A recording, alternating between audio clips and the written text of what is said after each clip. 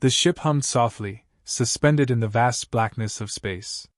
Through the large viewport, a distant planet hovered, its surface a swirling mix of deep blue oceans and dusty red deserts. Commander Ellis stood at the helm, flanked by a small team of engineers and diplomats. They had been monitoring the planet's radio signals for months, and now they were finally here, the first official human delegation to make contact with the Zokrath, an alien species whose culture remained a mystery. Ellis had anticipated a warm, if cautious, greeting. Instead, a sleek, silver craft had appeared without warning, matching their ship's orbit within minutes. Its exterior shimmered under the faint glow of a nearby star. No windows, no visible weaponry, just an imposing, silent presence. "Incoming message," one of the engineers muttered, adjusting the controls. The unfamiliar voice crackled through the speakers. It was cold, clipped, yet understandable, as though the language had been hastily downloaded into their system. "Humans! You stand on the threshold of Zokrath territory. State your purpose." Ellis exchanged a glance with Dr. Sue, the lead diplomat. "This is Commander Ellis of the Earth Alliance. We come in peace. We wish to establish diplomatic relations." There was a long pause. The line hissed, the alien ship drifting silently beside theirs. Then, without a response, the communication ended. Ellis clenched his jaw, sensing the first wave of unease ripple through his crew.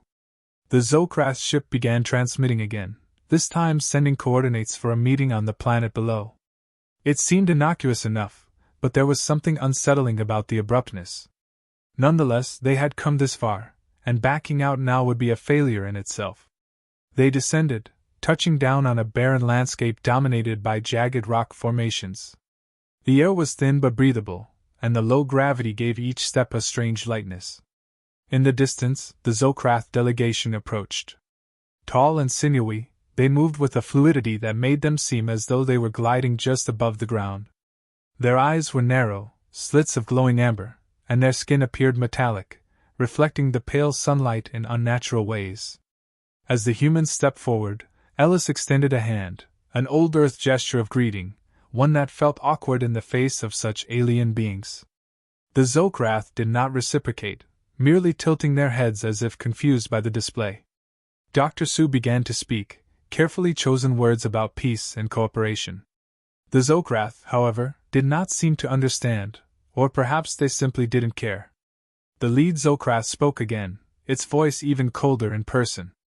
"You claim to seek peace, yet you bring no weapons, no means to defend yourselves. Do you not understand the nature of strength?" Ellis frowned. "We believe strength lies in more than weapons. We're here to share knowledge, to offer friendship." The Zokrath exchanged a glance. Their next words dripped with disdain. "You misunderstand. Strength is the power to dominate, to take what you need. You come here unarmed, vulnerable, expecting mercy." Dr. Seuss stepped in, trying to defuse the situation. "We don't see vulnerability as weakness. Cooperation, collaboration, these are what make us strong." The Zokrath leader sneered, its lip curling in an almost human gesture. "Your kind is soft. You rely on ideals that will not protect you." It turned to its second-in-command, speaking in a language not yet translated, but the tone was unmistakable: contempt. Ellis could feel the tension rising like a storm gathering on the horizon. The Zokrath were beginning to circle, their postures stiffening. He had read their body language well enough to recognize the shift. This was no diplomatic exchange. This was a predator toying with prey. "Stay sharp," Ellis muttered to his team, subtly signaling them to stay close together. The Zokrath moved with calculated grace, their amber eyes flickering in a way that suggested they were sizing the humans up, not as allies, but as potential conquests. Despite their advanced technology, it was clear that they adhered to a more primal philosophy. They saw conflict as a test of worth, and to them, the humans had already failed by not showing the strength to fight back. Ellis remained calm, though every instinct screamed at him to react. He knew one wrong move could trigger something far worse. The Zokrath didn't believe in mercy. They believed in domination. And the humans, with their peaceful approach, were showing none of the aggression that would deter the alien species. They think we're weak, Dr. Sue whispered, her voice tight with concern. Let them think that, Ellis replied, though his pulse quickened.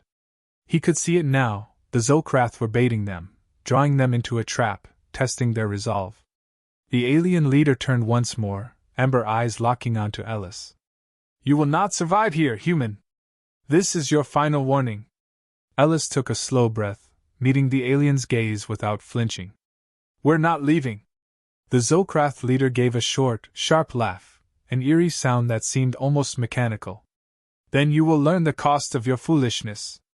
The signal was subtle, but Ellis recognized it. The aliens began to close in, their movements precise, predatory. Yet still, the humans did not react with violence. The Zokrath could have crushed them then, easily, but instead, they hesitated. Perhaps they were curious, or perhaps they simply enjoyed the game. Either way, it was clear they did not see the humans as a serious threat. And that would be their mistake. Ellis and his team stood their ground, offering no sign of aggression, no fear. For now, their restraint was their greatest weapon, even if the Zokrath didn't understand that yet. The Zokrath moved swiftly, a silent command passing through their ranks. Ellis could see it in the way their movements shifted, more coordinated, more aggressive. Without warning, the first strike came, a sudden flash of energy directed at the humans. But the strike didn't land. Instead, it dispersed into the thin atmosphere, as though it had hit an invisible barrier. The Zokrath paused, momentarily thrown off by the lack of retaliation. Their tactics usually provoked fear, panic, anything that would confirm their superiority. Yet the humans remained still, unmoved by the display of force. The Zokrath leader's eyes narrowed, a flicker of confusion crossing its otherwise emotionless face. They had expected the humans to defend themselves, to fight back with whatever primitive technology they had. But instead, there was no response, just calm, unnerving silence. Another strike, this time closer, more deliberate. It ricocheted off the ground near Ellis' feet, kicking up a cloud of red dust. Again, the humans didn't flinch. The Zokrath soldiers glanced at each other, uncertainty rippling through their ranks. Why weren't the humans responding? Where was the fear, the desperation they were so accustomed to seeing? Their enemies always fought back. It was how they judged the worth of a species. But here, standing before them, the humans did nothing. Ellis watched carefully, his mind working faster than his pulse. He understood the Zokrath's game. They were trying to provoke a reaction, trying to see what would make humans break. But this wasn't a battle of strength. It was a test of patience, of intelligence. And humans had plenty of both. Without warning, the Zokrath's ship, hovering ominously in the background, flickered. Lights dimmed momentarily, then flared back to life. Ellis' lips curled into a barely perceptible smile. The hack had been successful. His team had prepared for this. Days of silent, covert work had led to this precise moment. While the Zokrath had been focused on displays of physical strength, they hadn't considered the humans' intellectual capabilities. What is happening? One of the Zokrath soldiers hissed, its voice carrying a note of alarm. Systems across their ship began to malfunction, shields lowering, weaponry going offline. It was subtle, almost imperceptible, but to those trained to notice, it was devastating. Dr. Sue took a step forward, her voice calm and steady. You've misunderstood us from the start. You thought we were weak because we don't retaliate like you. But we don't need to fight to show strength. The Zokrath leader glared at her, confusion turning to frustration. You have no weapons. You can't win without force. Ellis spoke now, his voice carrying over the eerie quiet of the alien soldiers. We don't kill humans. It's not how we operate. But that doesn't mean we don't know how to win. The phrase hung in the air, heavy with meaning. The Zokrath leader took a step back, processing the words. What are you saying? It demanded, though the growing panic in its voice betrayed its fear. The humans had something they didn't understand, something they hadn't anticipated. One of the Zokrath soldiers moved toward its leader, whispering something in a language the humans couldn't hear. There was a brief exchange, and then the leader's eyes widened with realization. The humans had infiltrated their systems, quietly, without ever firing a shot. The balance of power had shifted without the Zokrath even noticing. "You don't need to fight us," Dr. Su continued, her tone as steady as ever. "We could disable every ship you have, every weapon. But we won't.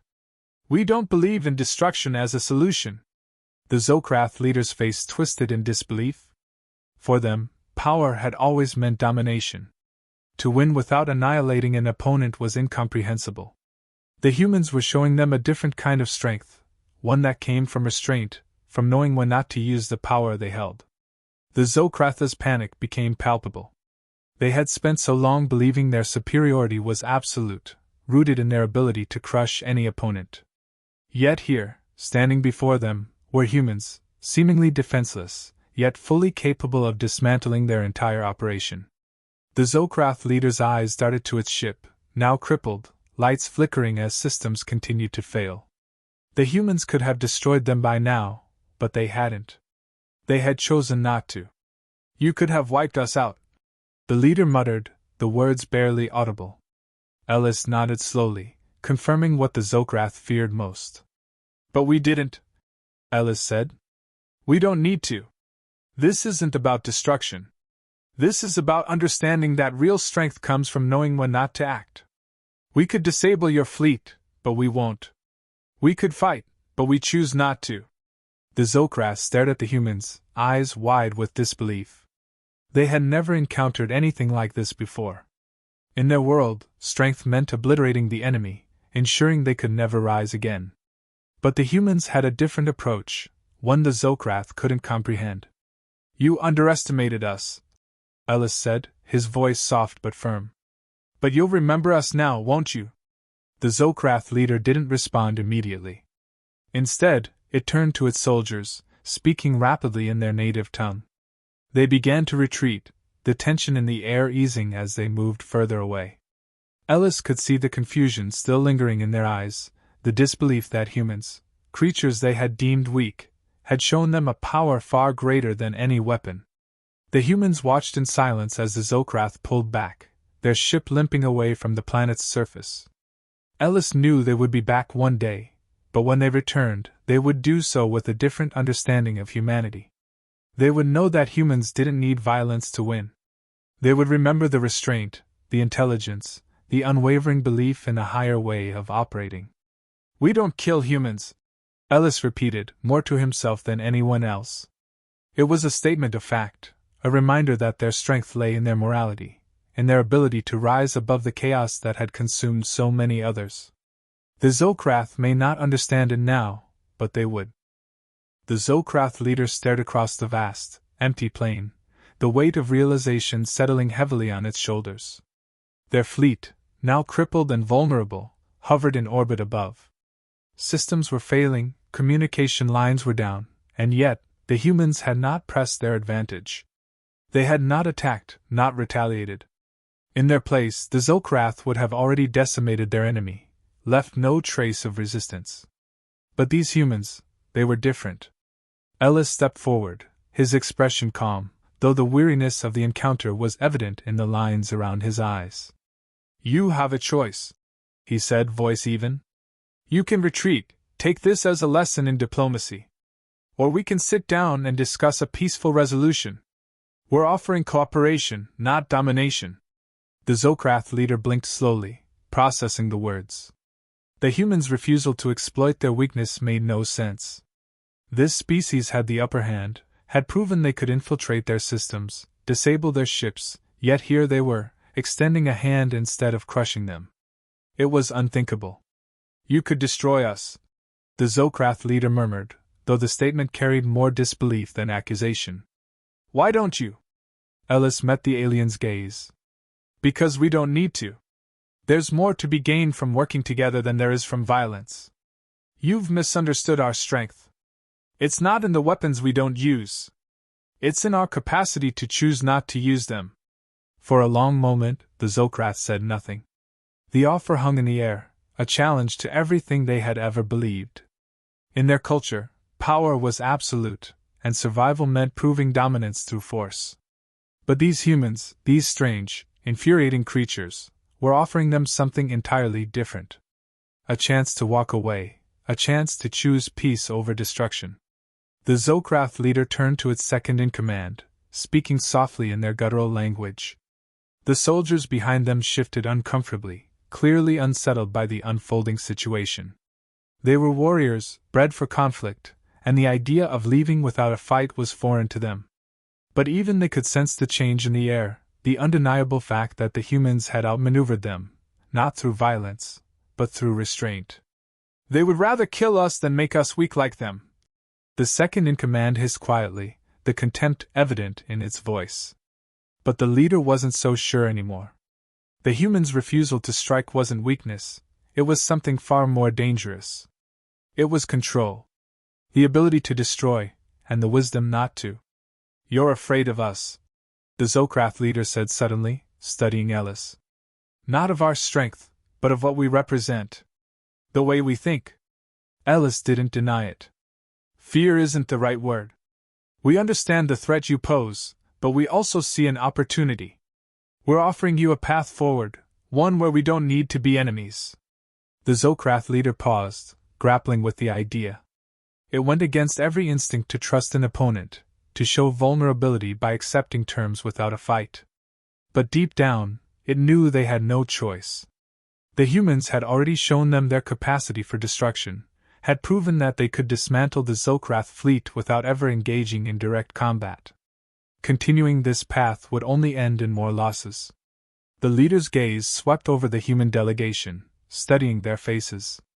There was no gloating, no sense of superiority in their expressions, just a calm resolve that seemed to unsettle the Zokrath more than any weapon ever could. These humans were dangerous, not because of their technology, but because of their ability to think beyond the immediate gratification of victory. "I will consider your offer," the Zokrath leader finally said, the words strained, but not without conviction.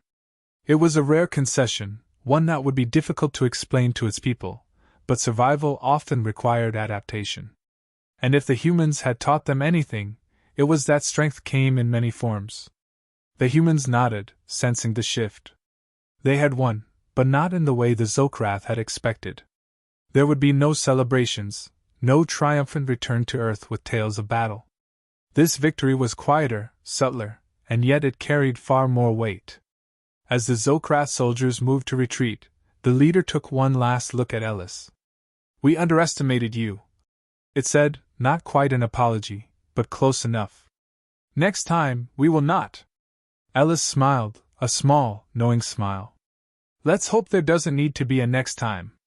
With that, the Zokrath leader turned, motioning to its forces. Slowly, they began their withdrawal, the tension in the air finally dissipating. The humans watched as their alien counterparts retreated, knowing that they had left an indelible mark on the Zokratha's understanding of what it meant to be strong. As the last of the Zokrath disappeared into the horizon, Ellis turned to his team. There was no need for words. They had accomplished what they had set out to do, and they had done it without a single shot fired. It wasn't the kind of victory that made headlines or stirred crowds, but it was a victory nonetheless, one that would resonate far beyond the limits of this encounter. "We don't kill humans," Ellis murmured under his breath, the phrase now holding a deeper meaning than ever. It wasn't just a statement about violence, it was a reflection of everything humanity had become. Strong not because of their ability to destroy, but because of their decision not to. The Zokrath would leave, and they would remember this day. They would remember the humans not as conquerors, but as something far more powerful. A species capable of restraint, capable of seeing beyond the immediate conflict. And in time, that lesson would prove to be far more lasting than any battle ever could. As the humans prepared to return to their ship, the sky above them cleared, the Zokrath ships now distant specks in the vast expanse of space. They had won, not by defeating their enemies, but by teaching them that strength didn't always come from the barrel of a gun. Sometimes, true power lay in the ability to choose peace, even when war was the easier option.